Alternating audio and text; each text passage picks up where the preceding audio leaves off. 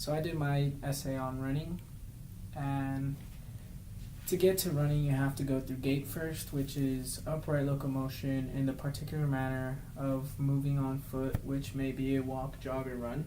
So gait you learn from at a very young age till you're older, and then once you have gait you can progress to running gait, which is a gait wherein the swing phase is longer than the stance phase, and there are 2 periods within the gait cycle when neither lower limb is in contact with the ground. There are a total of 4 phases in the running gait. There's 2 main phases, the stance phase and the swing phase, but the stance phase is subdivided into 2 groups, the absorption phase and the propulsion phase. The absorption phase is to absorb forces on the foot impacting with the ground, so it's like a shock absorber on the legs. And then the propulsion phase is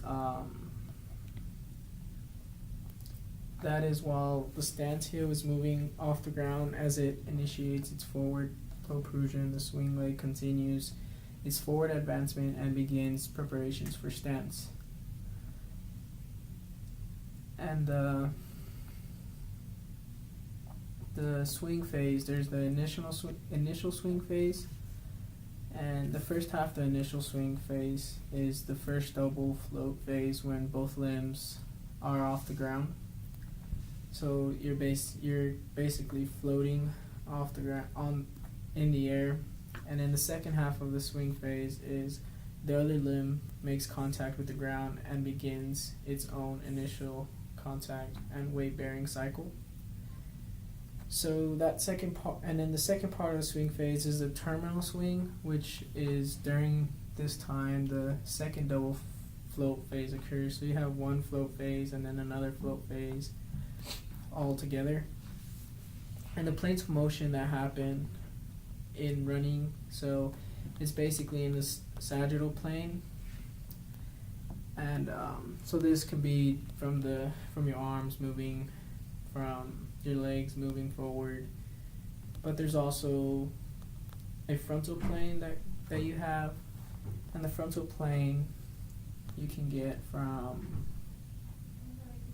the trunk leaning towards the weight bearing leg. So you're in the frontal phase, so your trunk would lean this way on the weight bearing leg or lean this way on the other leg. You also have a transverse plane, and the transverse plane is very limited. There has to be more research on it, but what I found was the lower spine rotates backward in coordination with the extension of the trail leg, as the upper spine simultaneously rotates forward in synchrony with the arm on the ipsilateral side, so equilibrium and balance occur during running.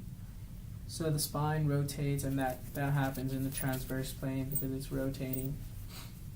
And the muscles that are involved with this, with running, are the main muscles are the gluteus maximus, the gluteus medius, the TFL, the adductor magnus, the iliopsoas, the quadriceps, the gastrocnemius, and the tibialis anterior.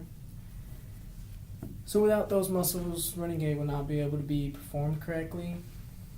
And like for example, the iliaps activity occurs during the swing phase for 35 to 60% of the cycle. So without that muscle, running gait wouldn't be able to be achieved as good as it can be.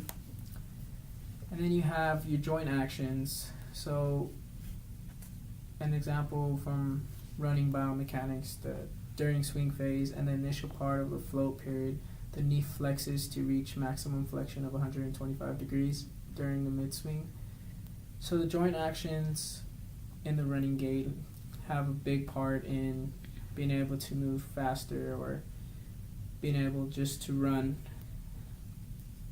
This can go from your hips. Your hips can flex 55 degrees in flexion. and your knee can flex to 125 degrees, and your ankle also can dorsiflex to 25 degrees. So the joint actions have a lot to do with running, and if those are messed up, then it'll be hard to run. The kinetics of running. So kinetics is a study of the forces that causes motion. There are internal forces when someone runs, as well as external forces, and the internal forces have to do with muscles, joint actions, bones, and stuff like that. And so the internal could be the most important groups producing power for running comprise the hip flexors, extensors, abductors, knee extensors, and gastrocnemius soleus groups. So without those power muscles, you wouldn't be able to produce the movement of running. And another internal force would be the musculotendinosus unit, which is like when it's stretched. So like the Achilles, when during the absorption phase, it's absorbing energy, and then once you push off that foot, the Achilles is letting go its energy and producing force so you can move forward. There are also external forces such as ground reaction forces, and that helps the body run. So that would be when the foot impacts the ground and the ground pushes back with an equal force. So with the external forces, you're getting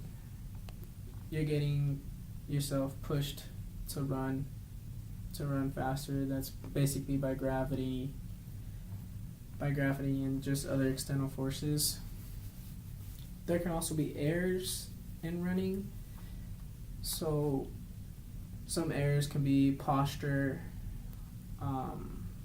heel strike, foot strike, swinging your stride length, and all that kind of stuff. And a video on the Kenyan form of running, they emphasize on your posture and running upright and learning to step with your balls of your feet or your midfoot instead of your heel. So when you do say if you step on your heel, you're putting more stress on your knee rather than putting the stress on your plantar flexors. You're putting more stress on your plantar flexors, and that's what they're supposed to be doing. They can be able to withstand that pressure and all that, but the knee cannot. Not that it can't, but the knee shouldn't be able to have all that stress put onto it. It'll just build up, and you can cause an injury with that. Increased stride length can also be found to be associated with risk, causing tibial stress fractures or causing the tibia to misalign and fracture. So poor posture, just running upright, and the Kenyan form of running, they say that you should run upright and be focused, so focused and watching ahead of you. And so poor running posture can lead to errors in the running, and you can hurt yourself. And so there's a lot of runners that they get hurt, they have shin splints or other related injuries to your lower limbs, and it could be because of poor running posture or poor running mechanics. So an example would be the heel striking. If you heel strike, you're putting stress on your knee, and you can get shin splints from that. But if you plantar flex, if you step with the balls of your feet, you're not putting as much stress on that knee, and you're putting more stress again on your plantar flexors. So in conclusion, I mean, you have the planes of motion, kinetics, joint motion, and errors of running that all play a big role in how you run and how to run correctly without getting hurt, or just the biomechanical analysis of running. there's so many factors to it. Right, it's sometimes people say it's just running, but when you actually look at the way someone runs, and if they're hurt, if they get hurt, if they don't get hurt, their training intensity, all those play a big factor in the running gait and the other analysis. So running is very complex, and there's key roles from other variables, and yeah.